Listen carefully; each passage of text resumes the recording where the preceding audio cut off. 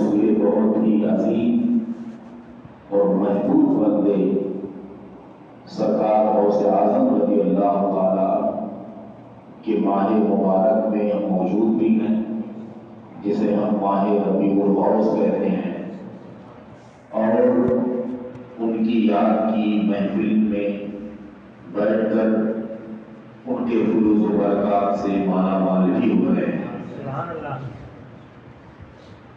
حضرات، بزرگوں کے ذکر یا دینی مسائل سمجھنے سمجھانے کے لیے کوئی ضروری نہیں ہے کہ بہت ہی بڑی محفل ہو، بہت سارے لوگ ہوں۔ یہ تو اپنا مقدر ہوتا ہے کہ اللہ و رسول جس سے جب چاہتے ہیں اپنا ذکر کروا لیتے ہیں۔ بالخصوص حضور غوث اعظم دستگیر رضی اللہ تعالیٰ کا یہ قول ہے کہ میں جب تک نہ چاہوں تو کوئی شخص میرا نام بھی نہیں لے سکتا ہے۔ تو غوث اعظم کا ذکر ہم لوگ کرنے کے لیے یہاں گرچہ تھوڑی ہی تعداد میں بیٹھے ہیں، تو ہماری خوش نصیبی ہے کہ غوث اعظم نے اپنا نام پاک لینے اور ان کا نام پاک سننے کے لیے ہم لوگوں کو چن لیا ہے۔ اس لیے گرچہ ہم لوگ اللہ کے فضل اس کے احسان غوث اعظم کے صدقہ رسول سے پوری ہندوستان میں پورے جاتے ہیں، بڑی محفلیں ہوتی ہیں۔ ابھی مولانا نے بتایا کہ وہ اللہ کا فضل ہے، اس کا احسان ہے، لیکن یہ بھی ایک سعادت مندی ہی ہے کہ آدمی جہاں پہنچے تو تھوڑی دیر کے لیے ہی صحیح تو اس کے محبوبوں کا ذکر کر لے۔ میں تو سمجھتا ہوں یہی اصل تبلیغ ہوئی ہے کہ بن بلائے مہمان آ کر اور آپ کے سامنے اللہ اور رسول اور بزرگوں کا ذکر کر لیں۔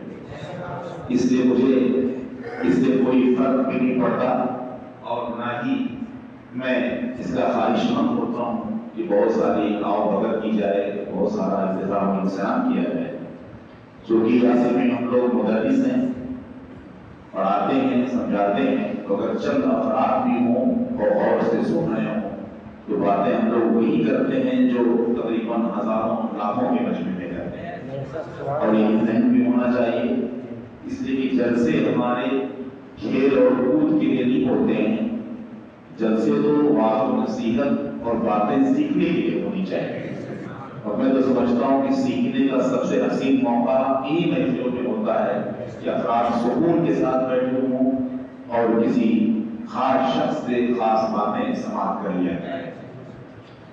حضرات، غوث اعظم رضی اللہ تعالیٰ کی تعریف و توصیف بہت سارے حضرات نے کی، اور نظم میں یا نثر میں، اور وہ تعریف و توصیف انشاءاللہ ان کی قیامت تک کی جاتی رہے گی۔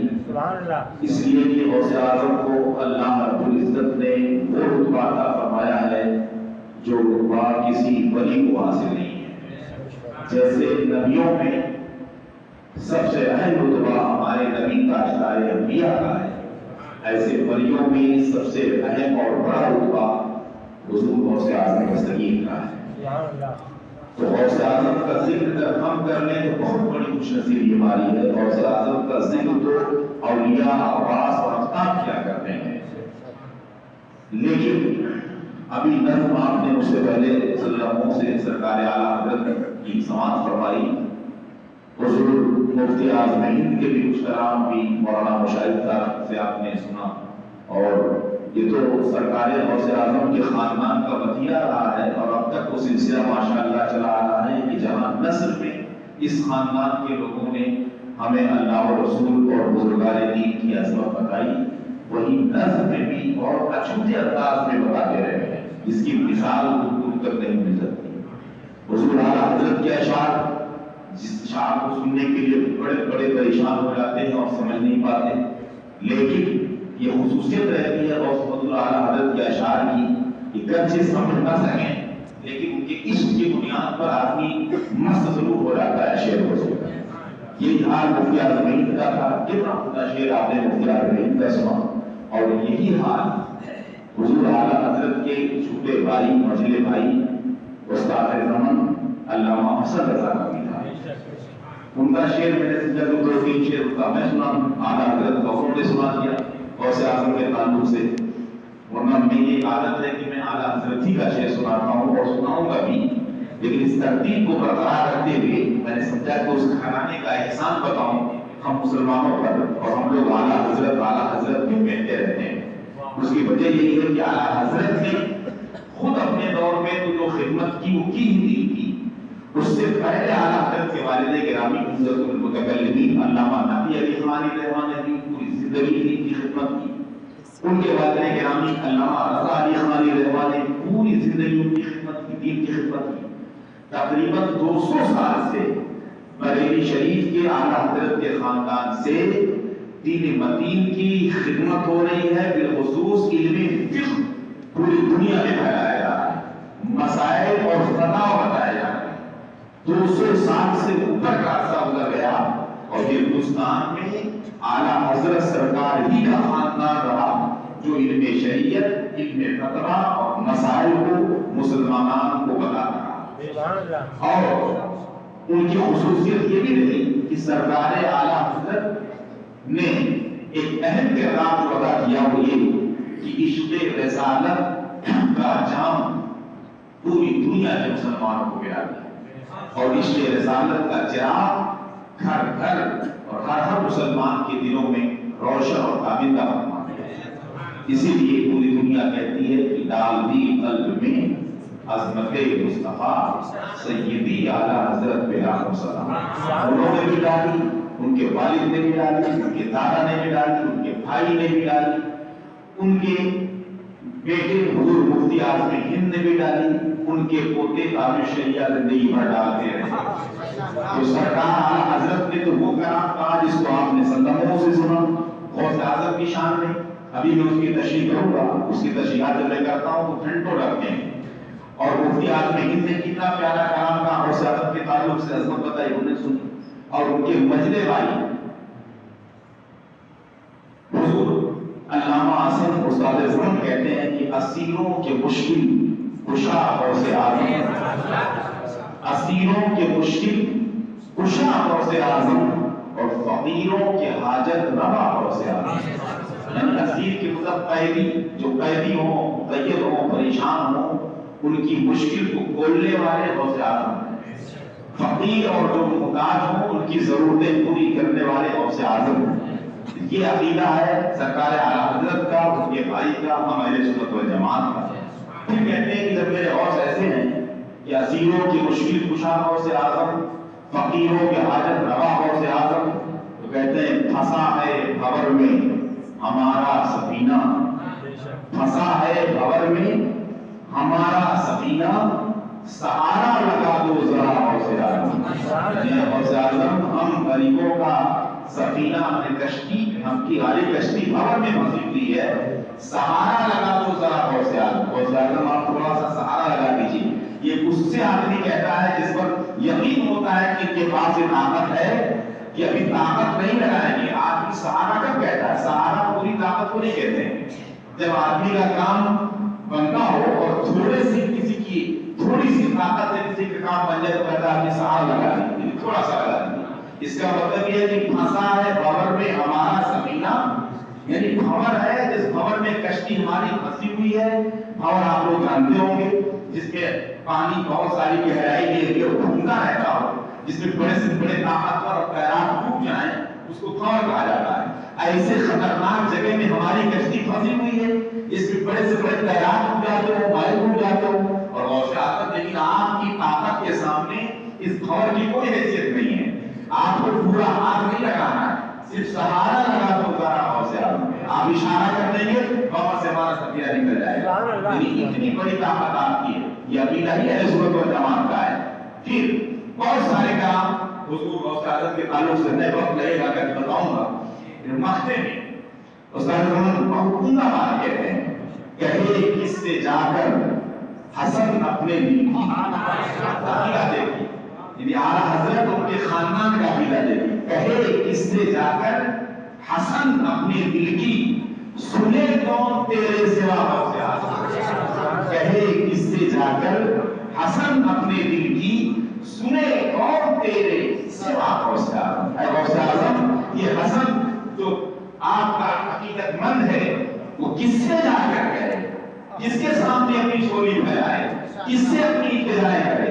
और आया आका गौसे आजम किससे जाकर कहेगा भी, जिससे कि सुने कौन तेरे सिवा गौसे आजम, आपके सिवा कौन सुनेगा तेरी। जब हम गुलाम आपके हैं, हम आपके खादिम हैं, आपके पैरोकार हैं, आपके आशिक हैं, तो आपके सिवा मेरी सुनेगा भी कौन। इसलिए हमारा ये अकीदा है कि आपके सिवा किसी से हम कहने भी नहीं जाएंगे और ना आपके सिवा में कोई बना भी सकता है। सबसे ज्यादा बनाने की ताकत हम आपको समझते हैं औलिया किराम में, इसलिए आप मेरी बना दीजिए।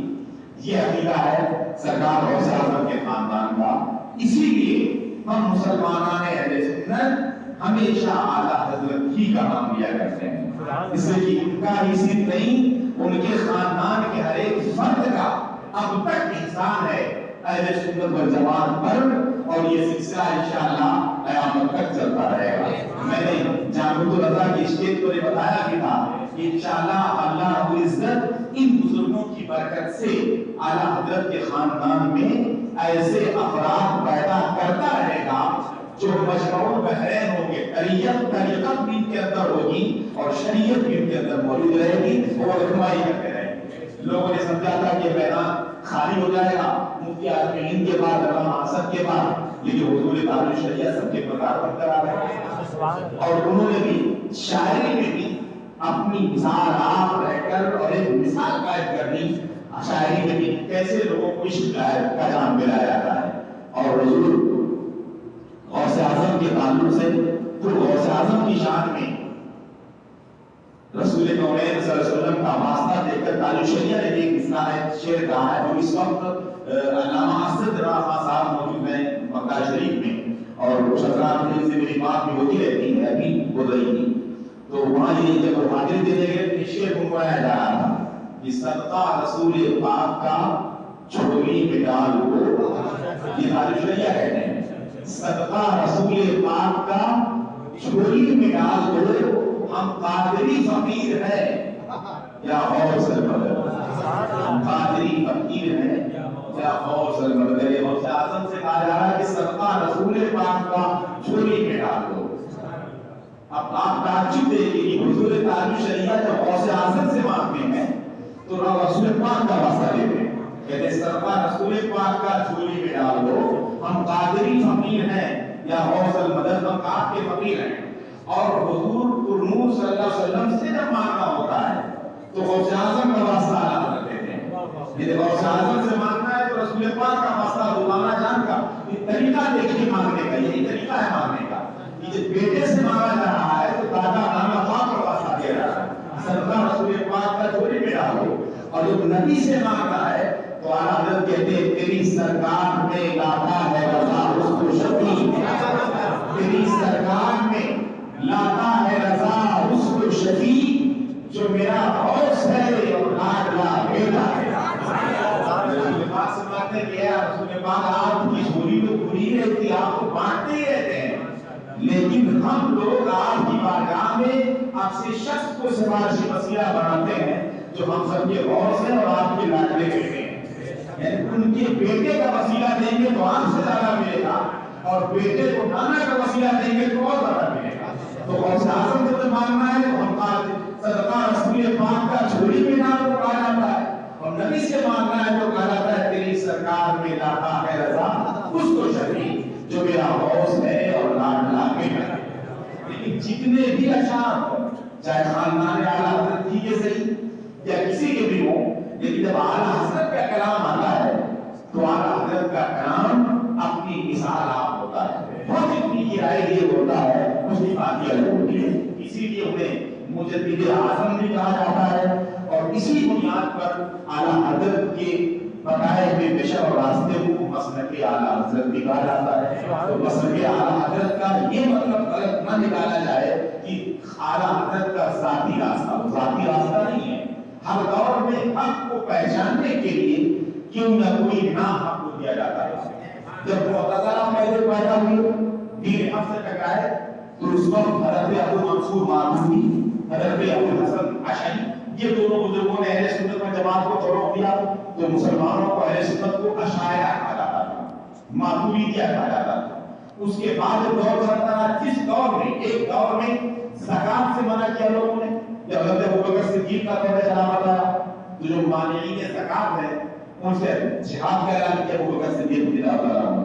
تو اس وقت علامت سنیت کی اور حق کی زکات دینا قرار دیا گیا کہ جو زکات دے رہا ہے وہ سمجھ لیجیے سنی ہے، اہل سنت ہے، اہل حق ہے، جو نہیں دے رہا وہ اہل حق نہیں ہے۔ ایک بات موضوع پر مسح الخفین سے اطلاع کیا گیا تو مسح الخفین پر علامت سنیت کی مانی گئی۔ تو جس دور میں جس سے امتیاز ہو جائے حق کا، فرق ہو جائے حق کا، اسی کو حق کی علامت کہی جاتی ہے۔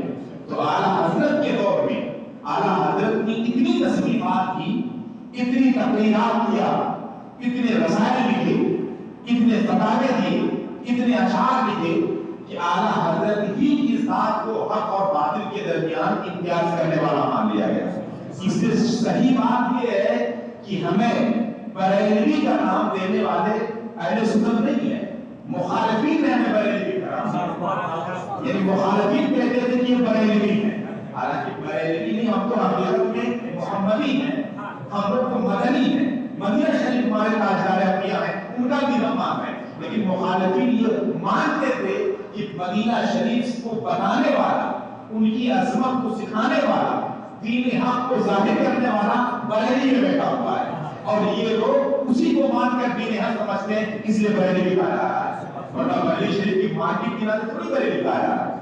تو جب ارے ہم کو اس بنیاد پر بریلوی کہہ سکتے ہیں تو ہم اعلیٰ حضرت کے اس امتیازی کام کی بنیاد پر مذہب اہل سنت کو مسلک اعلیٰ حضرت کیوں نہیں کہہ سکتے ہیں؟ اس لیے کہ اعلیٰ حضرت کا مسلک کا مطلب مسلک امام اعظم، اعلیٰ حضرت کے مسلک کا مطلب مسلک امام شافعی، مسلک امام احمد بن حنبل، مذہب امام مالک، یہ سارے مسالک کے مجموعے کا نام مسلک اعلیٰ حضرت ہے۔ مسلک اعلیٰ حضرت اہل سنت والجماعت کا دوسرا نام مسلک اعلیٰ حضرت ہے، جس کو پہچاننے کے لیے جب مسلک اعلیٰ حضرت کہا جائے گا تو فوراً پتہ چلا جائے گا کہ یہ دیوبندی نہیں ہے، یہ وہابی نہیں ہے، یہ رافضی نہیں ہے، یہ نیچری نہیں ہے، یہ قادیانی نہیں ہے، یہ اہل سنت والجماعت کا ماننے والا ہے۔ اسی نام سے مسلک اعلیٰ حضرت کہا جاتا ہے، ورنہ اعتراض کرنے والوں کی بیوقوفی ہے کہ اعلیٰ حضرت کا دین اعلیٰ حضرت کا دین نہیں ہے، یہ دین تو دین مصطفی ہی ہے، مذہب تو مذہب اہل سنت بھی ہے، لیکن جب اعلیٰ حضرت کے ساتھ جوڑو گے تو یقین سب کو ہو جائے گا کہ وہی مسلک ہے جسے اہل سنت والجماعت کہا جاتا ہے، جو صحابہ کی تعظیم چاہتا ہے، جو بزرگان دین کی تعظیم کرتا ہے، جو انبیاء کی تعظیم کرتا ہے، جو دین حق کو مانتا ہے، اس لیے مسلک اعلیٰ حضرت کہا جاتا ہے۔ تفصیل بتاؤں گا انشاءاللہ کبھی۔ اور حضور غوث اعظم کے تعلق سے میں نے کہا تھا کہ اعلیٰ حضرت نے جو کلام کہہ دیا اس کلام کی گہرائی اس قدر ہے کہ ایک وسیع وقت کو گہرائی کو کلام جاتا ہے۔ سب نے سارے اشعار کہے، لیکن اعلیٰ حضرت جب غوث اعظم کو پڑھتے ہیں، ان کو جانتے ہیں، ان کی حقیقت کو، کیسے عاشق ہیں غوث اعظم کے سرکار اعلیٰ حضرت، تو کہتے ہیں واہ کیا مرتبہ اے غوث ہے بالا تیرا، واہ کیا یہ تعجب کے لیے پڑھا جاتا ہے۔ جیسے کوئی سامان ہے تو ہم کہتے ہیں کیا مسجد ہے، کیا مسجد مطلب اچھی مسجد ہے، کیا پنکھے ہیں، کیا ٹائلس ہیں، کیا مصلی ہے، اور اگر اور اچھا لگنے لگے تو کہتے واہ کیا عمارت ہے، واہ کیا مینار ہے، واہ کیا عالم ہے، واہ کیا خطیب ہے، تو واہ اور کیا ایک تعجب اور تعریف کے لیے ہوتا ہے۔ تو اعلیٰ حضرت تعجب بھی کرتے ہیں اور تعریف بھی کرتے ہیں، اور زیادہ بھی کہتے واہ کیا مرتبہ ہے غوث بالا تیرا، ہے غوث اعظم آپ کا مرتبہ کتنا بلند ہے۔ تو کتنا بلند ہے اس کو دوسرے فطرے بڑھاتے ہیں، اتنا بلند ہے کہ اونچے اونچوں کے سروں سے قدم مارا تیرا، ہے غوث اعظم کتنا بلند آپ کا مرتبہ ہے۔ یہ جو اونچے اونچے درجے کے علماء ہیں، اونچے اونچے درجے کے مشائخ ہیں، عام آدمی اونچے دولت مند لوگوں کا شمار اس میں نہیں کہ اونچے اونچوں سے اونچے اونچے ولی، اونچے اونچے غوث، اونچے اونچے قطب، ان سب کے سروں سے آپ کا قدم بلند ہوا ہے۔ تو بڑے مشائخ اولیاء کے سروں سے جس کا قدم بلند ہو تو اس کے بلندی پر آدمی تعجب ہی کرے گا کہ واہ کیا مرتبہ ہے غوث بالا تیرا، کہ اونچے اونچوں کے سروں سے قدم آ جاتے ہیں۔ اس تعجب کا اظہار کرتے ہوئے کہتے ہیں کہ اعلیٰ حضرت غوث اعظم کی شان میں کہ آپ کا قدم جب سروں سے بلند ہے بڑے بڑے ولیوں سے، مشائخ سے، بزرگوں سے، تو پھر سر بنا کیا کوئی جانے کی ہے کیسا فرق دیکھیے میں اختیاروں کے پیچھے توحید اس میں مقصد نہیں ہے، مقصد یہ ہے کہ نعمت کس قدر ملی اعلیٰ حضرت اللہ و رسول کے عشق کا، ان کی عظمت کے خون گانے کا کس قدر انعام ملا اعلیٰ حضرت کو. یہ کیا اشعار دیکھیے، کہتے ہیں کہ سر بھلا کیا کوئی جانے کی ہے کیسا تیرا. جب آپ کے قدم لوگوں کے سروں سے بلند ہیں اولیاء کے، تو پھر آپ کا سر کتنا بلند ہے کیا کوئی جانے. کہتے ہیں اولیاء مجدے ہیں آنکھیں وہ ہے تلوار تیرا. آپ کا سر کتنا بلند ہے اسے کوئی نہیں پتہ لگا پائے گا. حق تو یہ ہے کہ اولیاء خدا کے ولی نئے بندے اپنی آنکھیں آپ کے تلوے میں رکھتے ہوئے نظر آتے ہیں. اور اس کے بعد ترتیب آپ اسی ترتیب سے اعلیٰ حضرت کی جو کلام ہے یا تحریر ہے اس میں ترتیب کا فرق کر دیا جائے تو مفہوم میں کمی آ جاتی ہے. جیسے شعراء ایک شعر یہاں کا پڑھ دیتے ایک شعر یہاں کا پڑھ دیتے، ایسا نہیں ہے. عام شعراء میں تو چلتا ہے کہ جہاں پائے جہاں کا پڑھ دیجیے، لیکن اعلیٰ حضرت کی خصوصیت ہے کہ جس انداز میں جس ترتیب سے انہوں نے لکھا ہے اس ترتیب کو اگر آپ لائیں تو پورا مفہوم بن جائے گی. یہ دوسرا شعر تھا. اب دوسرا شعر کہنے کے بعد اعلیٰ حضرت دو تین شعر سے بتاؤں گا ان کا. تیسرے شعر میں کہتے ہیں، یعنی میں نے تو کہا کہ آپ کا مرتبہ اتنا بلند ہے کہ لوگوں کے سروں سے آپ کا قدم بلند ہے. آپ کا سر کوئی کیا جانے کتنا بلند ہے، آپ کے قدموں میں تو اولیاء آنکھیں بلند ہیں. اتنی بلندی بنانے کے بعد پھر کہتے ہیں سرکار اعلیٰ حضرت کہتے ہیں کہ غوث اعظم دستگیر آپ کا سر اتنا بلند، آپ کے قدم اتنا بلند، اولیاء آپ کے قدموں میں آنکھیں بھریں، اور اتنی بلندی کے باوجود بھی آپ کا اتنا بڑا احسان کہ ہم جیسے چھوٹے بندے، چھوٹے عالم، چھوٹے مومن، چھوٹے غلام، ان غلاموں کو بھی آپ نے اتنی بلندی پر رہنے کے بعد بھی اپنے دامن سے وابستہ کر رکھا. ورنہ بڑے تو چھوٹوں کو خاطر میں نہیں لاتے، بڑے تو چھوٹوں کی طرح عام طور سے توجہ نہیں کرتے. آپ کی کاغذ اتنا بلند اور آپ ہم جیسے نکمے غلاموں کو، ہم جیسے بیکار لوگوں کو، ہم جیسے چھوٹے بندوں کو، چھوٹے غلاموں کو اپنے دامن سے وابستہ کر رکھتے ہیں. شعر میں کہتے ہیں یہ بلندی آپ کی دونوں شعروں میں. پھر تیسرے شعر میں کہتے ہیں تجھ سے در سے سر اور سر سے ہے مجھ کو نسبت. یہ عقیدہ اعلیٰ حضرت اسی لیے کہا جاتا ہے. اب آپ خود فیصلہ کریں کہ مسلک اعلیٰ حضرت نہ کہا جائے تو کس مولوی کا مسلک کہا جائے.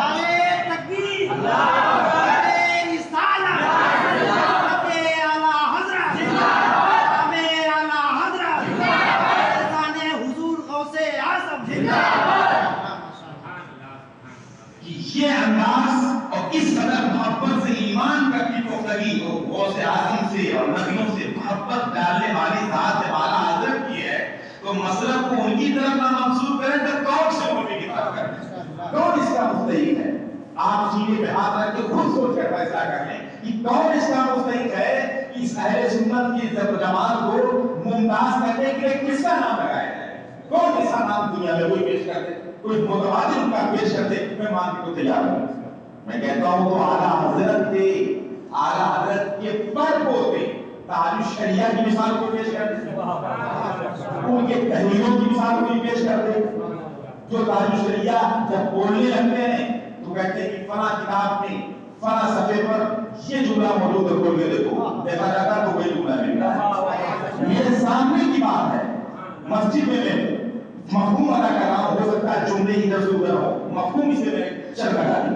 پھر اس سیمینار میں موجود تھا جہاں علماء مسائل کا فیصلے کرتے ہیں بیٹھ کر کے. تعلیم شریعہ کے بعد میں دکھایا جاتا تھا، یعنی 2-3 دن بیٹھ کر پورے ہندوستان کے مفتیان کرام بیٹھ کر تحقیق کرتے ہیں، کتابیں کھولتے ہیں، اس میں یہ مسئلہ ہوگا، اس میں یہ بحث کرنے کے بعد جو مسئلہ فتویٰ نچوڑ نکلتا ہے اس کو تحریر کرتے ہیں. اب تعلیم شریعہ کو دکھاتے ہیں، کہتے ہیں آپ دیکھیے بحث میں یہ مسئلہ نکلا. 3 لوگ بحث کر رہے ہیں اور بتایا جاتا ہے کہ تعلیم شریعہ کبھی سفر میں ہے، کبھی کہیں ہے، کبھی کہیں ہے. جب وہاں پہنچتے ہیں تو معلوم ہوا کہ آج یہ مسئلہ چل رہا ہے. تو پوچھتے ٹھیک ہے سناؤ علامہ ضیاء المصطفیٰ صاحب قبلہ محدث کبیر یہ اس وقت ہندوستان میں سب سے بڑے عالم دین ہیں اور نعت سنیت کی ہمارے خیال سے کسی نہ کسی واسطے سے پورا ہندوستان کا شاگرد ہے جو علماء میں ہیں. وہ اتنے بڑے محقق وہ خود بیان کرتے ہیں کہ بہت سارے مسائل میں نے تاج الشریعہ کی طرف رجوع کیا, پوچھا کہ اس کا کیا مطلب, تو انہوں نے ایسی رہنمائی فرمائی کہ وہاں تک میرا ذہن بھی نہیں پہنچا. جبکہ میں صبح شام درسگاہ میں پڑھاتا ہوں اور آپ رکھتا ہوں اور چلتے پھرتے اس انداز کو بتا دیا کہ میرا ذہن بھی نہیں پہنچا تھا. اور اس کو میں نے بھی اپنے کام سے سن لیا اور دیکھ لیا. میں موجود حضور محدث کبیر موجود ہے اور حضرت علامہ مفتی اختر حسین صاحب کا میرے مجھ کو استاد گرامی وہ پڑھ کے سنا رہے ہیں تاریخ شریعہ کو یہ مسئلہ حضرت ہے. تو فقہ کا ایک جزیہ ہے, یہ علماء عربی لفظ ہے لا یعارض ولا یجار, اس طرح سے لفظ تھا. نہ عاریت دی جائے گی عارض المبنی, لا یجار مطلب اور کہ آیتوں میں نہیں کیا جائے گا. یہ لفظ لا یعارض ولا یجار, نہ اس کو مبنی دی جا سکتی ہے اور نہ اسے قراءتی جملہ تھا وہ بحث چل رہی تھی. ایک آخری جملہ بتا رہا ہوں. جب پڑھنے لگے میں فقاہت اور فیضان اعلیٰ حضرت بتا رہا ہوں کہ ان کے خاندان میں کیسے فیضان چل رہا ہے اور اللہ کیسے نعمتیں دیتا ہے. آپ آگے بند خاموش سن رہے بھائی, سن رہا ہے کوئی سنا رہا ہے تو کہا کہ رک جاؤ, کون سا لفظ پڑھا, تو کہا کہ لا یعارو, تو کہا لا یعارو کا لفظ ہے یا لا یجارو, تو اس میں جو انہوں نے کہا لا یعارو مفہوم بتا رہا ہوں لا یعارو, تو کہا کس کتاب کی بات, شامی فلاں کتاب نیچے یہ سوچا اچھی کتاب, تو کہا یہ یعارو ہے یا یجارو ہے, تو کہا حضور اس میں تو جو لکھا ہوا ہے یہ یعارو ہے, یہ تو کیا لکھا ہوا ہے, تو کہا دیکھ لکھا ہے, تو کہا سارے مفتیان کرام بہت سارے ہیں سائبوں کی تعداد میں کتاب کھول کے دیکھ لکھا گیا ہے اور فیصلہ کر کے آپ کو مسئلہ گیا ہے, تو کہا نہیں کتاب کھول کے دیکھو یہ لا یعارو نہیں چلے گا, یہ لا یجارو ہونا چاہیے.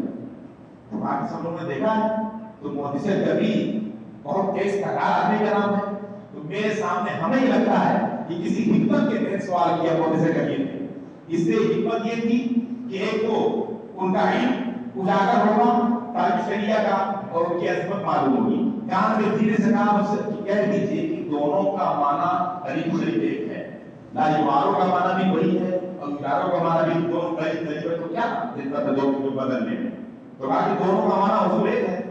تو تاج شریعہ کہتے ہیں کہ ایک تو دونوں کا معنی بھی ایک نہیں ہے, بھائی یعارو کے مطلب منگنی لینے کے ہوتے ہیں, یجارو کے مطلب کرایہ پر لینے کے ہوتے ہیں, وہ پیسہ دے کے لے آتا ہے, منگنی مانگ کے لے آتا ہے. سائیکل آپ مانگ کے لے لیں 10 منٹ کے لیے, اس کے ایسے طرح کہ سائیکل 10 روپے پر کرایہ پر لے, اس کے ایسے طرح. تو کہا کہ دونوں کا مفہومیت نہیں. اور آپ نے جو عبارت کا حوالہ دیا ہے تو حوالہ کا مطلب یہ ہوتا ہے کہ یہ عبارت اس کتاب میں موجود ہونی چاہیے.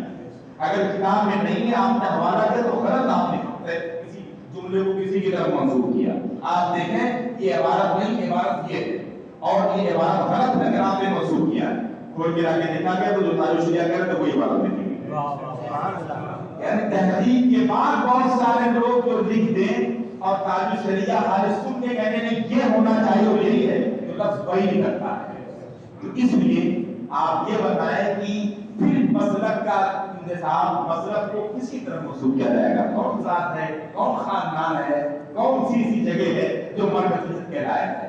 مرکزیت کے لائق بہرحال بریلی شریفی ہے. اے بریلی میرا باب جنت ہے تو, یعنی جلوہ کہے اعلیٰ حضرت ہے تو, بال یقین مرکز اہل سنت ہے تو, یہ تیری مرکزیت سلام ہے.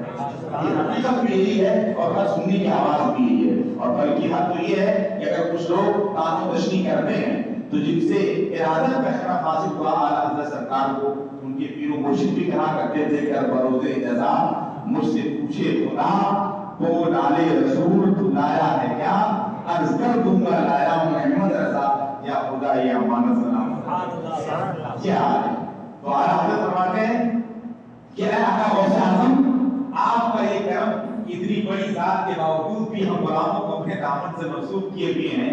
تو کہتے ہیں تجھ سے در سے سک اور سک سے ہے مجھ کو نسبت, میری گردن میں بھی ہے دور کا جوڑا تیرا. اے آقا غوث اعظم آپ جہاں تشریف رکھتے ہیں آپ سے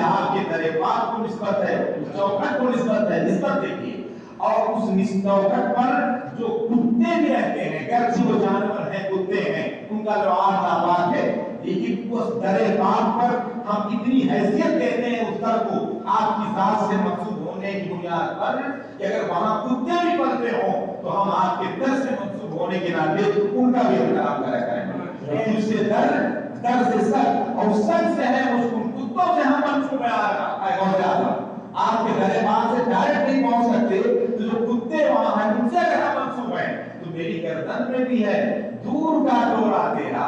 آقا غوث اعظم ہم غلاموں کے گردن میں دور ہی سے صحیح، کئی واسطے سے صحیح، لیکن آپ کے غلامی کا دھاگا ہمارے گلے میں نہیں پڑا ہوگا۔ تو ہم اہل سنت والجماعت کو فخر اس پر کرتے ہیں کہ دور سے صحیح مگر آپ کے غلامی کا ڈورا ڈالے بھی ہے۔ اب اس کے بعد جو مین شعر ہے ترتیب کے لیے یہ لفظ کیوں کہا، کیا مطلب اس کا کہ اگر دو تین واسطے سے بھی غوث اعظم کے غلامی کا دورہ ہمارے گلے میں پڑا دے گا تو اس سے ہمیں کیا فائدہ ملے گا، اس سے ہماری کیا عزت پڑے گی؟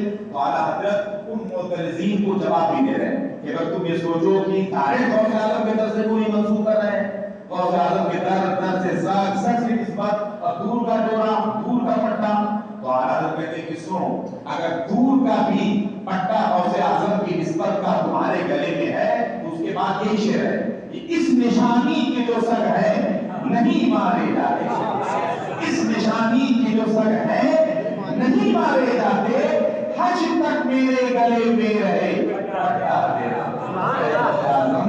جو آپ کی اس نشانی یعنی اس نسبت والے دھاگے اور ڈورے کو جو لے کر زندہ رہیں گے وہ کبھی نہیں مارے جائیں گے، نہ دنیا میں مارے جائیں گے نہ آخرت میں مارے جائیں گے۔ اے آقا غوث اعظم، ہم آپ کے توسل سے خدا سے دعا کرتے ہیں کہ حشر کے میدان تک آپ کی اس غلامی کا پٹا ہمارے گلے میں موجود رہے۔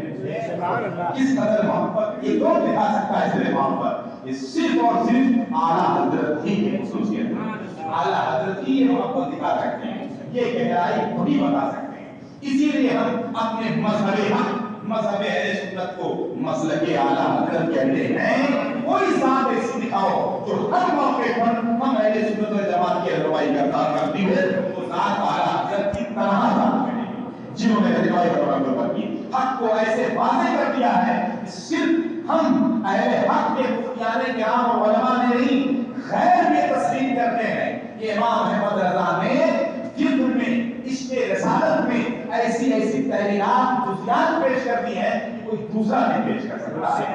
جب انہوں نے حق کو واضح کیا تو حق کی نسبت اور کس کی طرف کی جا سکتی ہے؟ مسلمانوں، یہ سرکار اعلیٰ حضرت کا طور طریقہ تھا۔ غوث اعظم کے فضائل میں بہت سارے واقعات آپ سنتے ہوں گے، یہ میں چاہتا ہوں ایک واقعہ صرف سناؤں اور کچھ ضروری باتیں سناؤں تاکہ وقت زیادہ نہ لگے، 1 گھنٹے سے زیادہ نہ ہو۔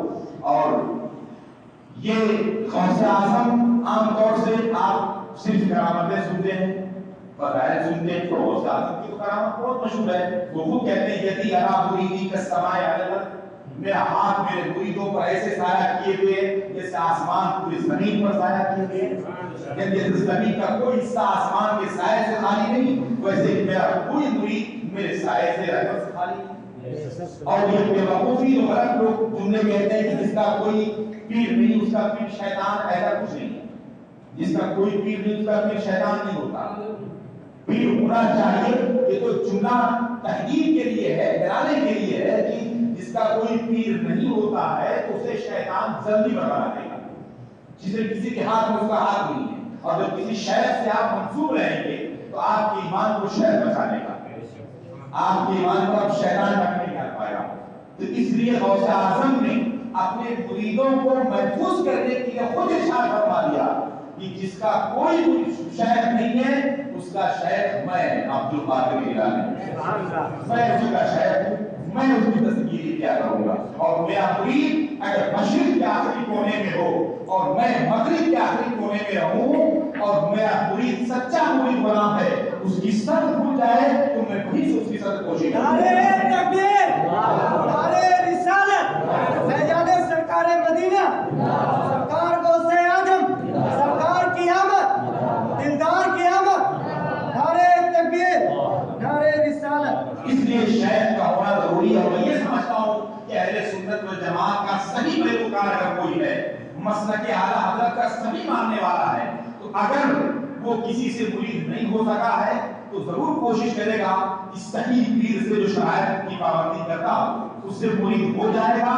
یا یہ کہ غوث اعظم سے ضرور حقیقت رکھتا ہوگا۔ اور اس پیری کا ہاتھ دینے کا ہی فائدہ ہے۔ ایک بڑے عالم تھے، بہت بڑے عالم تھے، غالباً امام راضی کے تعلق سے مشہور ہے، بہت بڑے مذہبی فلسفی تھے۔ ان کو شیطان آگے بڑھانے لگا، اللہ کی وحدانیت پر دلیل دیجیے کہ اللہ ایک ہے۔ آپ نے دلیل دیا کہ اللہ ایک ہے، کئی سو دلیلیں دکھائی، شیطان اسے کاٹتا رہا، یہ دلیل دیتے وہ جواب دیتا، یہ دلیل دیتے وہ جواب دیتا۔ آپ کے پیر و مرشد کئی سو میل کی دوری پر وضو فرما رہے تھے، یعنی کسی کے ہاتھ میں ہاتھ دینے کا یہی فائدہ ہوتا ہے، منسوب ہونے کا اس سے نسبت کا مطلب اس کے واسطے سے نبی تک منسوب ہو گئے۔ اور پیر کے لیے سب سے پہلی شرط یہی ہے کہ اس کا سلسلہ نبی پاک تک اجازت و خلافت کا متصل نبی کا پیغام پہنچتا ہے۔ وہ پیر وہاں موجود تھے، اس وضو کے وقت انہوں نے اپنا لوٹا پھینکا اور کہا کہ میرے مرید تو ڈائریکٹ یہ کیوں نہیں کہہ دیتا کہ خدا تمہیں بغیر دلیل کے مانتا ہوں، دلیل دیتے جاؤ گے شیطان پریشان کرتے جاؤ گا جائے گا، یہ کیوں نہیں کہتے تھے بلا دلیل کے خدا کو نہیں مانتا ہوں؟ آپ نے کہا بلا دلیل نہیں مانتا ہوں، شیطان ہٹ گیا، پیر کا فائدہ کیا؟ یہ تو پوری رات دلیل دیتے رہتے، شیطان کو مولد الملکوت بھی تھا اس کا باپ، وہ تو فرشتوں کو سکھاتا تھا، شیطان بڑھاتا ہے تو پیر کے ہاتھ میں ہاتھ دینے سے یہ بڑا فائدہ ہوتا ہے۔ اس لیے صحیح پیر کے ہاتھ میں ہاتھ دیجیے جو اہل حق ہیں، بالخصوص اس دور میں اگر بہت برکتیں لینی ہے تو جو واسط پیر ہیں سرکار اعلی حضرت کے خاندان کے، جن کا ظاہر باطن سب واضح ہے کہ وہ انشاءاللہ وہ کبھی ایمان کا سودا نہیں کر سکتے، وہ عشق رسالت کا سودا نہیں کر سکتے، ان کی کھٹی میں پلا دی گئی ہے عشق رسالت کو اور لوگوں کی ایمان کی حفاظت کو، وہاں آتے دیجیے، بہت اچھی بات ہے۔ یا جو بھی اہل حق ہیں پیر کے شرائط کے اندر موجود ہیں ان کو آپ آتے دیجیے۔ غوث اعظم کہتے ہیں میں اس کا پیر ہوں اور میں بچا لیتا ہوں۔ اعلیٰ حضرت کہتے ہیں کیا دبے جس پہ حمایت کا ہو پنجہ تیرا، غوث اعظم کیا دبے جس پہ حمایت کا ہو پنجہ تیرا، شیر کو خطرے میں لاتا نہیں کتا تیرا۔ کہ میرے آقا آپ کی حمایت کا پنجہ جس پر وہ کیا کر سکتا ہے؟ شیر کو تو آپ کی بارگاہ کا کتا خاطر میں نہیں لاتا ہے۔ اس کی تشریحات کے واقعات بتاؤں گا، کبھی مولانا شاہد صاحب بلائیں گے تو وقت ملے گا تو بتاتا رہوں گا، بہت تشریح درکار ہے، اس کا وقت درکار ہے۔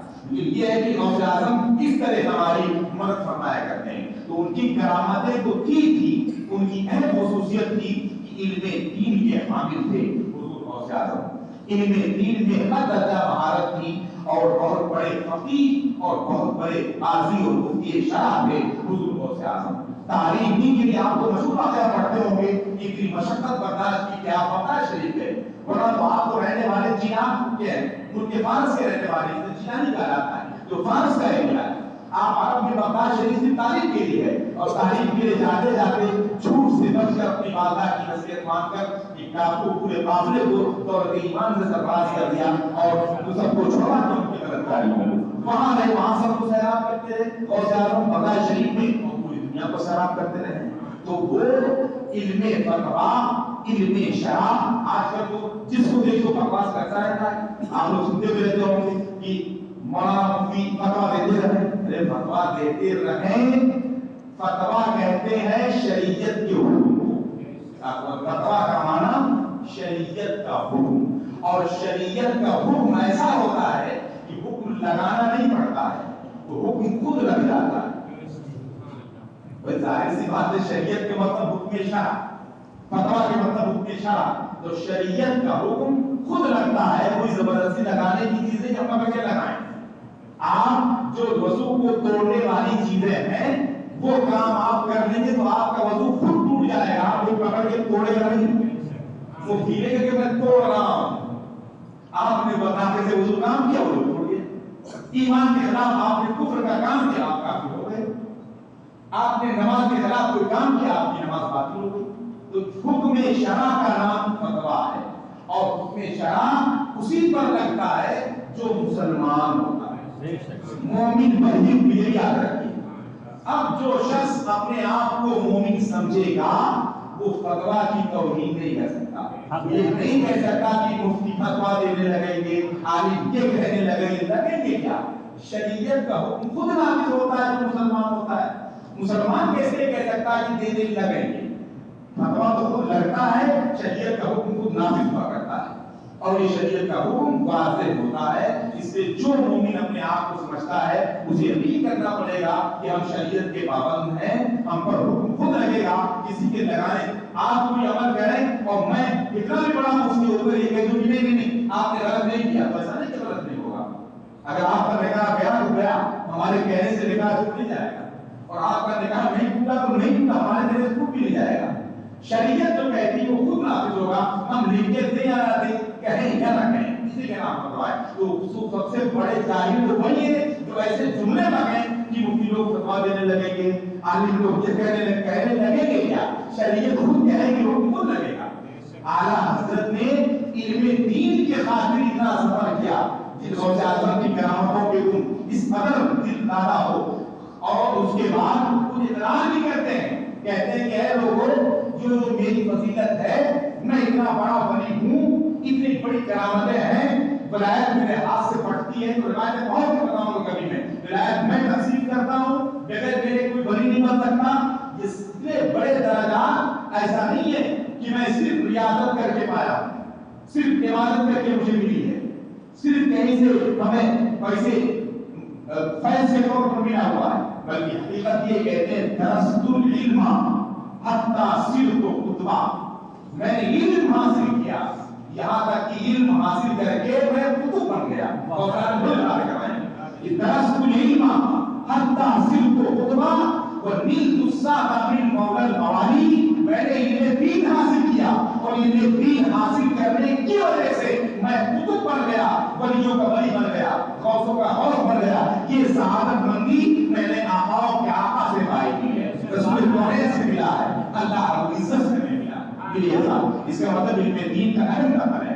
इसलिए इल्मे दीन आप खुद सीखें, अपने बच्चों को सिखाएं, ये कोई और से आदम की तालीम है, अपने बच्चों को सिखाएं और उलमा से करीब होकर उनसे मसाइल सीखें और उसी के मुताबिक ही अमल करें।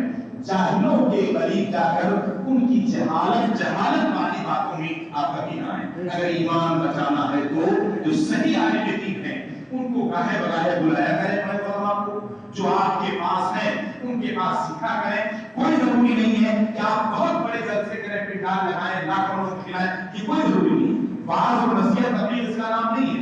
आज हम लोगों ने रास्ता छोड़ दिया है, जब हम लोग 10 बीघे में पिटार लगाते हैं तो समझते हमारे आवाज ऐसा कुछ नहीं है। क्या ये बात नहीं है? हम तो समझते हैं कि बहुत सारे सैकड़ों जलसों में भी ऐसी बातें नहीं हो पाती, क्या लोग नहीं सुन सके। तो ऐसी महफिलों में भी आपको उलमा आकर आप बताएंगे। खुद गौसे आज़म का इकरार है कि मैंने इल्म हासिल किया, यहाँ तक कि मैं कुतुब बन गया इल्म हासिल करके, और मैंने नेक बख्ती बुलंदी सआदत मंदी आकाओं के आका से पाई हुई है, तो इल्म की बुनियाद पर। इसलिए इल्मे फतवा और इल्मे शरीयत में सबसे बड़े माहिर थे हुजूर गौसे आज़म दस्तगीर। फतवा ऐसे देते थे कि जैसे इस वक्त मैंने कहा कि गौसे आज़म की गुलामी में आला हज़रत और उनके खानदान के लोग फतवा देते थे, उसे गौसे आज़म की फतवा ऐसे देते थे कि लोग ताज्जुब करते थे। एक फतवा उनका बताऊं, बहुत मशहूर है। ये गौसे आज़म के दौर में मुफ्तियाने किराम के पास, सैकड़ों मुफ्तियों के पास एक सवाल गया। बड़े बड़े मुहद्दिसीन उनके जमाने में थे, बड़े बड़े फकीह थे, सबने कहा कि इसका जवाब है ही नहीं, तुम्हारी बीवी पर तलाक वाक़ई हो ही जाएगी। एक शख्स ने कसम खाई, कहा तलाक हो जाएगी, तलाक से बचने की कोई सूरत नहीं है हमारे इल्म के लिहाज से।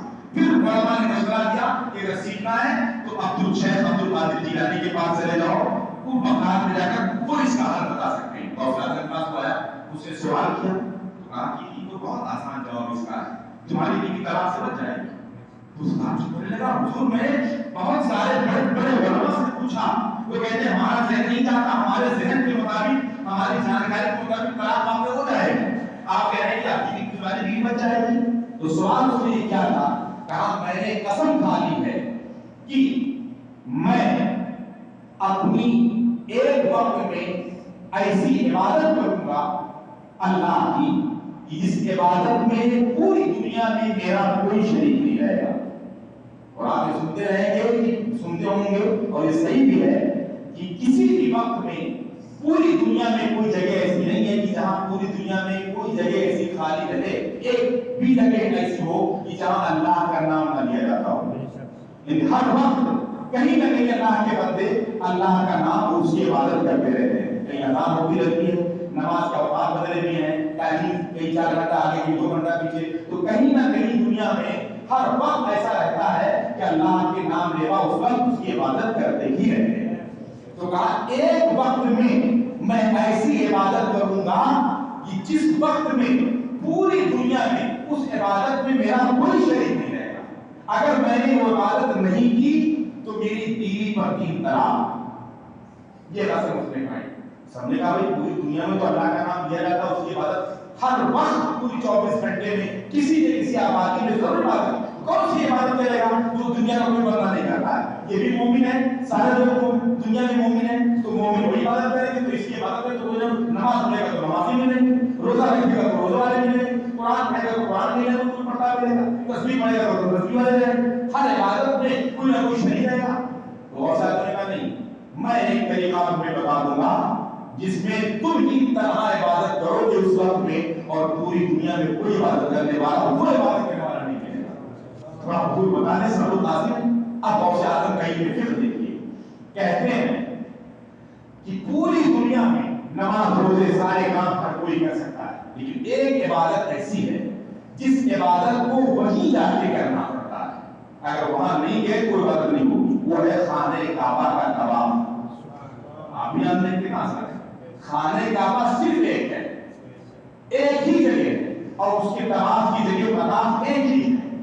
वो तवाफ कहीं से आप नहीं कर सकते, सिर्फ खाने काबा पहुंचकर मकाम में ही जाके कर सकते हो। उसके सिवा नहीं कर सकते। आप मक्के में रहेंगे तभी नहीं कर सकते जब तक मकाम में न जाके। तो वो ऐसी इबादत है कि उस इबादत गुजार को खाने काबा के तवाफ करने के बाद मकाम में जाना पड़ेगा। जब तक वहां नहीं जाएगा वो तवाफ कर ही नहीं सकता। तो तुम्हारे लिए मैं हुक्म देता हूं कि वहां जाकर सिफारिश करके जो भी तरीका हो मकाम खाली करवा लो थोड़ी देर के लिए। और खाली होता है, हम लोग भी, मैं मदीना शरीफ में गया हुआ था तो मना करके खाली करा दिया सफाई के लिए, किसी और काम के लिए, जब तवाफ इतना ही करते तो तवाफ तो काम मकाम खाली करा के और तुम तरह जाके 7 चक्कर लगा दो खाने का। तो उस वक्त तुम ऐसी इबादत करोगे कि तुम्हारी इबादत में दुनिया में कोई शरीक नहीं रहे। जिसमें मकाम में कोई रहेगा नहीं तो कोई शरीक क्या रहेगा, तुम्हारे जीवन पर आते पड़े। इसे क्या समझ में आता है? क्या सुदूर गौसे आज़म जैसा फकीर भी दुनिया में उनके दौरे पाक में कोई दिखता नहीं है, उनका नसीब कोई दिखता नहीं है। तो आला हजरत को आला हजरत हम इसलिए भी कहते हैं कि जब आला हजरत इनके के मसाइल, बहुत सारे मसाइल बयान कर सकता हूँ गौसे आज़म के में, एक मसला बयान किया। आला हजरत यहाँ पुकार उठते कहते आए गौसे आज़म, जब मुफ्तियों के मुफ्ती आप हैं, आप तरीक़त की भी ताएदार हैं, शरीयत की भी ताएदार हैं, तो मैं तो कहता हूँ मुफ्ती शरअ भी है, काज़ी मिल्लत भी है। मुफ्ती शरअ भी है, काज़ी मिल्लत भी है, इल्मे असरार का माहिर भी है अब्दुल हादी। इल्मे असरार का माहिर भी है अब्दुल हादी। ये गौसे आज़म का मरतबा है। अल्लाह रब्बुल इज़्ज़त हम सबको गौसे आज़म के फैज़ाने करम से माला माल रखे और इनके दीन हासिल करने की हमें हर दर्जा तौफीक अता फरमाए। जब तक इनके दीन नहीं होगा दूसरे आपको बरगलाते रहेंगे। एक हदीस बात सुने, मन अफ्ता बगैर इल्म, जिसने बगैर इल्म के फतवा दिया तो खुद भी गुमराह होगा और दूसरों को भी गुमराह करेगा, और उस पर जमीन और आसमान के सारे लोग लानत भी डालते रहते हैं। मैंने क्लिप सुनी है आपके इलाके की, तो आप मसले की वजाहत में कर दूं, जिसमें कोई तकरीर करने वाला खतीब खूब शरीयत के खिलाफ बकवास करता है।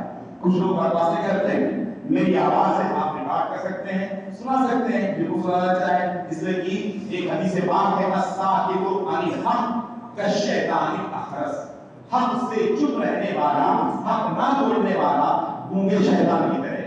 तो जब मैंने क्लिप सुन ली है तो मुझ पर फर्ज है कि उसका जवाब मैं आपके सामने बता दूं। यहाँ क्या है? क्लिप में तकरीर करने वाला कहता है कि हज़रत इमाम हुसैन रज़ियल्लाहु ताला अन्हु जब छोटे थे, इस ये मफहूम है उसकी जुमले का, इस वक्त एक मैं हर जुमला तो मैं कह नहीं सकता जिससे वही कहूं, आपके लिए सुनिएगा। बीबी फातिमा ने बचपन में कहा था इमाम हुसैन को कि मेरे इस बेटे का डंका पूरी दुनिया में बजेगा, ये उसने कहा है, जाहिर ने कहा है। मैं जाहिर से कहता हूँ कि जाहिर उसी को कहते हैं जो इल्म दीन ना जाने। इल्म दीन आदमी जानता तो काहे से उर्दू करता। और उलमा को भी उसने कहा कि अभी मुफ्ती फतवा देने लगेंगे, फला जमा करने लगेंगे, उन्हें इस तरह फतवा तो देना नहीं है। हुक्म शरअ हुक्म नाफिज होता है, फतवे का इजहार करना हुक्म का बताता है का डंका बजेगा। एक तो पहली बात ये कि ये जो रिवायत उसने की, इस रिवायत की कोई असल नहीं है, मैंने तो किसी किताब में नहीं देखी। ये हवाला देता है।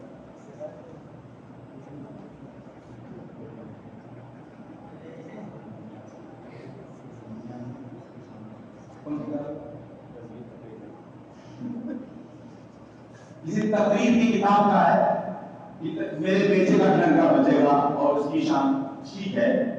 अगर इस किस्म की रवायत को, तो रिवायत में तो कोई कराहत नहीं है कि शान बताई गई।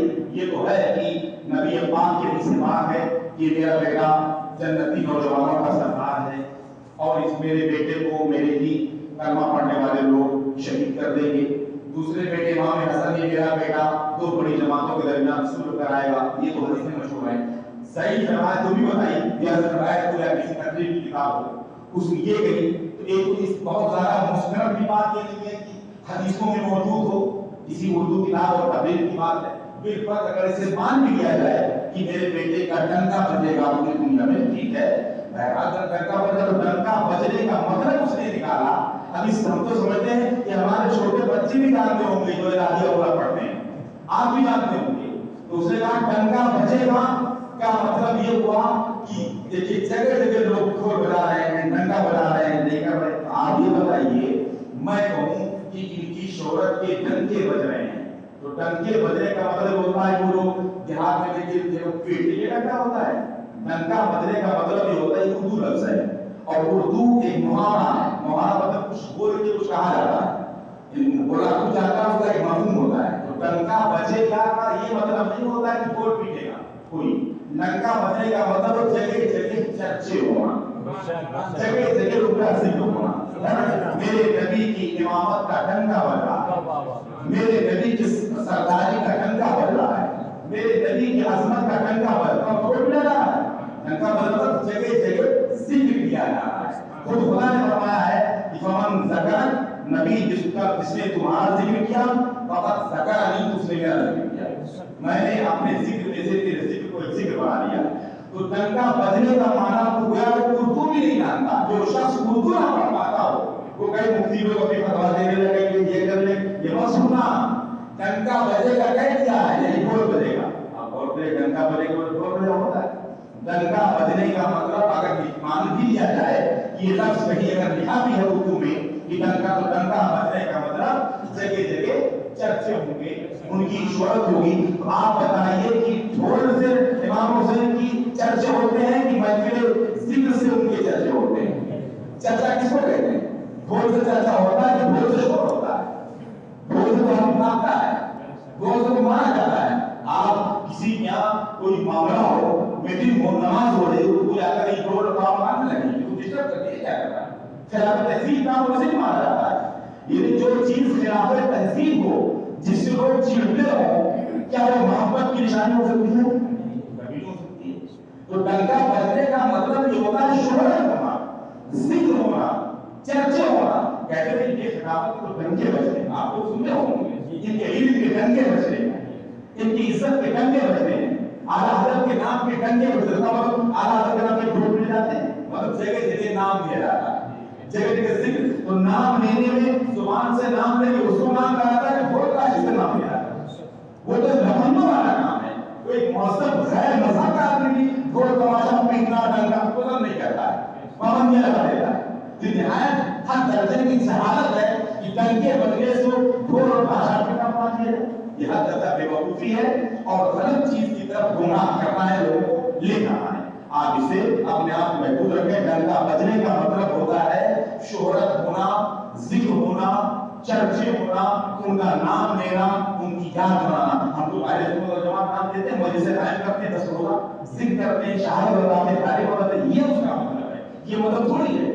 फिर कहता है मुफ्ती लोग ابھی فتوا دینے لگے محبت میں جو شعر کہا جاتا ہے اس شعر پر کوئی حکم نہیں لگتا. دنیا کے کسی مفتی سے کسی سے بھی پوچھ لیجیے. آپ بتائیے کہ شعر چاہے محبت میں کہو چاہے عداوت میں کہو، جو لفظ آپ کے منہ سے نکلے گا اگر وہ شریعت کے مطابق ہے تو اس کی بات تسلیم کیا جائے گا، نہیں تسلیم کیا جائے گا.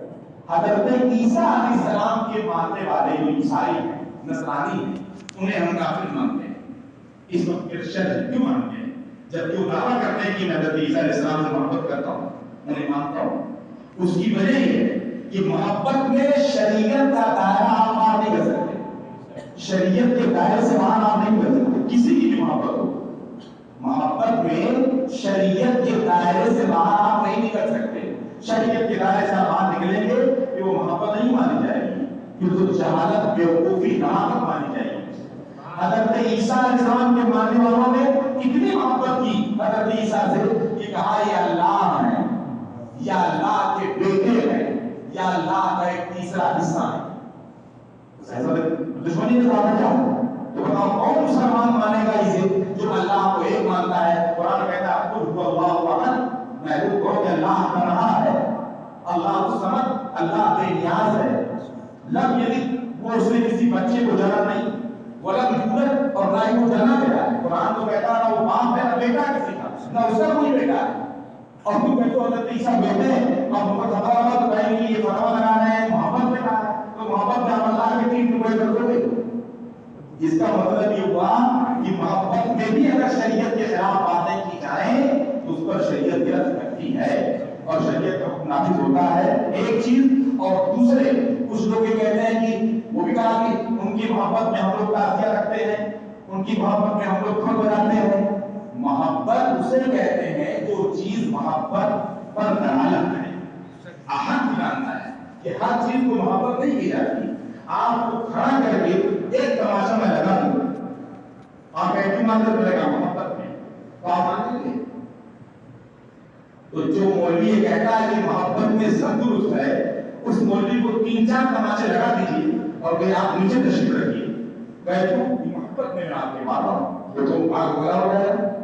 اس کا مطلب یہ کہ جو چیز محبت کا دلالت جس سے محبت سمجھ میں آتی وہ نہ محبت کہی جائے گی. آپ ہمارا خدا مجھے لگے کہ میں محبت کو جاؤں تم تو ناراض ہو جاؤ گے محبت ہے. تو آپ ہمارے سامنے آ کر کے اگر ننگے ہو کر ناچنے لگے. مجھ سے کچھ لوگوں نے پوچھا تھا کہ مسئلہ کہ حضور یہ کسی صاحب نے آپ کو بتایا ہے کہ امام حسین کی محبت میں جو چاہو کرو.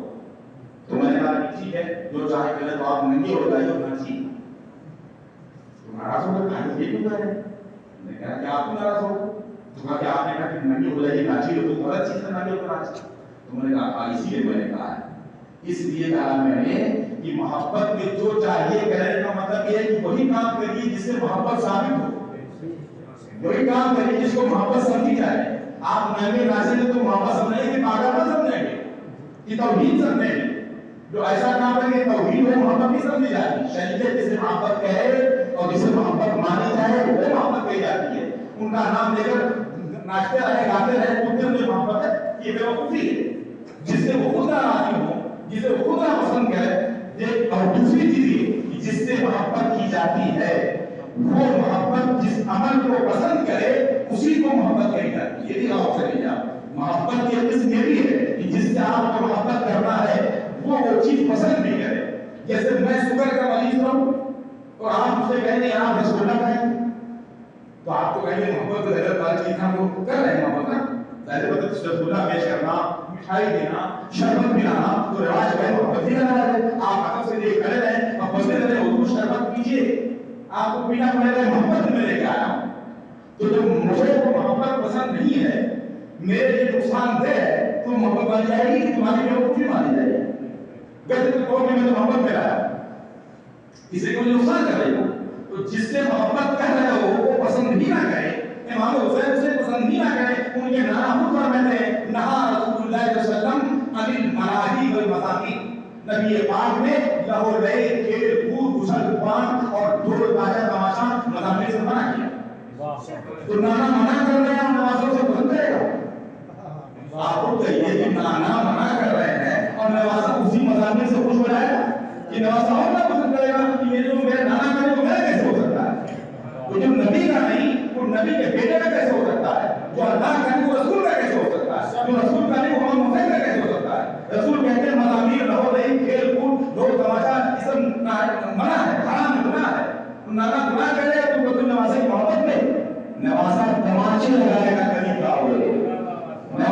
सरकार की पहला जगह कहीं जाओ कैसे जबरदस्ती दावा करते हो कि बगैर उनकी मोहब्बत के तुम जन्नत में नहीं जा सकते। हम भी इसे तस्लीम करते हैं कि इमाम हुसैन की मोहब्बत ही भी सुन्नियत की अलामत है, हक की अलामत है। लेकिन वो मोहब्बत जिस मोहब्बत से मोहब्बत समझ में आए और जिस मोहब्बत को पसंद करे, ताज शरिया ने तो बहुत पहले कह दिया है कि जो मियां को भाई रखता वो सुहाना राग है, जो मियां को भाई अख्तर वो सुहाना राग है, जिससे नाखुश हो पिया वो रागी अच्छी है, जिससे नाखुश हो पिया वो रागी। इमाम हुसैन थी जिससे नाखुश हो पसंद हो गया, तुम्हारी इशारा तुम्हारी। इमाम हुसैन क्या एक आम आदमी ही ना पसंद करेगा उसे, इसलिए ऐसी शरारतों से लोगों को बाहर आना चाहिए। उन्हें और कहना चाहिए कि दुनिया अहले हक से कभी खाली नहीं रहेगी, हक बताने वाले रहेंगे। भोले भाले मुसलमानों को गुमराह नहीं कर पाओगे अपनी खानगी स्टेजों पर बैठकर और जबरदस्ती बकवास करके। हक वादे करने वाले पहुंचते रहेंगे, वो बताते रहेंगे हम क्या है। आप समझिए कि मोहब्बत उसी को कहते हैं जिससे महबूब खुश हो। महबूब खुश ना हो तो मोहब्बत है। आप जबरदस्ती को मेरे दुख डालने की मोहब्बत है, हम नहीं पसंद कर रहे हैं। तो इमाम हुसैन जिसे खुद ना पसंद करते हो, जिन्होंने शरीयत की पासदारी के लिए अपनी गर्दन कटा दी हो, उनके सामने शरीयत का खून दो वो पसंद करेंगे। उन्होंने किसने अपनी गर्दन कटाई थी? जमीन का मसला था, जायदाद का मसला था, मसला सिर्फ और सिर्फ शरीयत का था। हक तो ये है कि ईमान का दावा करने वाले मोमिनीन भी थे, कुछ सहाबा की जमात भी उसमें थी जो जंग में शिरकत किए हुए थे। अज़ानें होती थी, नमाज पढ़ते थे वो लोग, ये लोग भी बाजमात नमाज पढ़ते थे। सिर्फ शरीयत के अहकाम का था, फिस्कुल फजूल के साथ था। शरीयत के खिलाफ अमाल के यकीनियों के थे और शरीयत जिस पर रोकती जिस पर अमल को करते थे। अय्याशी, शराब नोशी, फहाशी, गलतकारी ये अमाल के थे। जिस शरीयत को बचाने के लिए इमाम हुसैन ने अपनी गर्दन कटा दी, उन्हीं इमाम हुसैन के नाम पर तुम शरीयत का खून कर रहे हो, कैसे पूछोगे इमाम हुसैन? पठान तुम ये खुश नहीं कर सकते हो। नबी खुद फरमाते हैं कि अल्लाह इन्नी उहिब्बुहु, मैं हुसैन से मोहब्बत करता हूँ। वाहिब्बा, खुदा तू भी हुसैन से मोहब्बत फरमा। व मैं युहिब्बुहु, और जो क़यामत तक इससे मोहब्बत करते रहे, अहिब्बा महबूब उन सबसे तो भी मोहब्बत कर रहा। यानी खुदा मोहब्बत करेगा तो नबी पाक के नवासे इमाम हुसैन से करेंगे। तो इस शरीयत को बचाने के लिए उन्होंने गर्दन कटाई। आज हम लोग और फिर करके उसी शरीयत का खून करें, कितनी बड़ी बेवकूफी है। इसलिए शरीयत के अहकाम पर आप अमल पैरा रखें और शरीयत की ही बातों को मानें। जो सही आलिम दीन है उनसे आप राब्ता करते रहें और लोगों के बकवास पर न जाएं। हर दौर में जब अंधेरा नहीं होगा तो रोशनी की हैसियत कौन जानेगा? तो जब तक गलत पकड़ने वाले नहीं रहेंगे तब तक सच पकड़ने वालों की हैसियत कौन जानेगा? इसको गलत पकड़ते रहेंगे और सच बताने वाले आपको बताते रहेंगे। आप अहले हक के साथ रहें तो जो बातें शरीयत से टकराती हों उसमें कभी अमल ना करें। चाहे जितने चीज पर कुछ कहे, मोहब्बत हो, अदावत हो, किसी भी और चीज पर शरीयत के खिलाफ कोई जुमला कोई कहेगा तो उसे गलत ही कहा जाएगा। मोहब्बत में आप इमाम हुसैन को नबी कह दें, मोहब्बत है कि अदावत है? मोहब्बत नहीं कहें तो क्या ये शरीयत मानेगी? ये तो उनके नाना की तौहीन होगी। खातमुन नबिय्यीन को बनकर आगे उनको नबी को तो मोहब्बत में नहीं करा, तो ये नहीं चलेगा। मोहब्बत में शरीयत का खून आप नहीं कर सकते।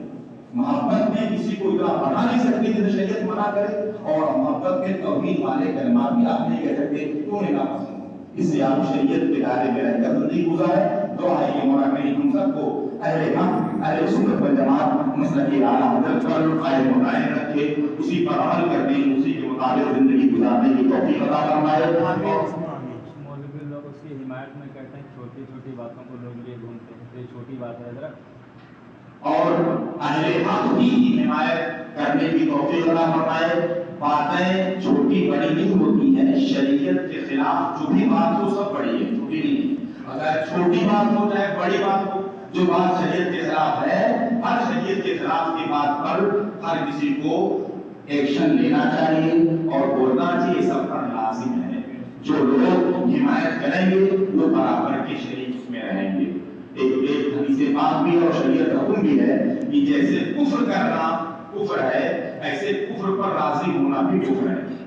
कोई शख्स कुफ्र करे तो वो काफिर है, और उस काफिर के कुफ्र पर आप अगर राजी हैं उसको तस्लीम कर रहे हैं, खुश हैं उसके अमल से, तो आप भी कुफ्र के दायरे में आएंगे। तो कोई गुस्ताख गुस्ताखी करे और उस गुस्ताखी पर आप भी राजी हो, आप भी गुस्ताख के दायरे में आएंगे। ये शरीयत का हुक्म है।